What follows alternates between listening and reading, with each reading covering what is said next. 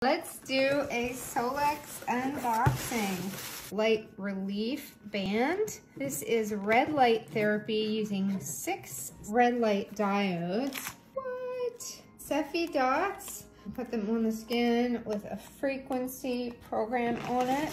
Cybin soap. I've been using this a lot lately. This is infused with cybin. It's actually part of an asteroid out of northern China. And this also, it holds a frequency unlike any other. This is one of my favorite supplements. Ionex Gold, wonderful for gut health, for the microbiome in the body.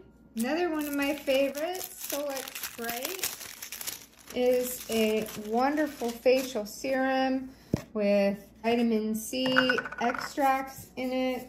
Guess what's in here? Cybin. And when you infuse this little dot with frequencies, that helps to change the structure even of the serum, and then that goes into your skin. It's amazing.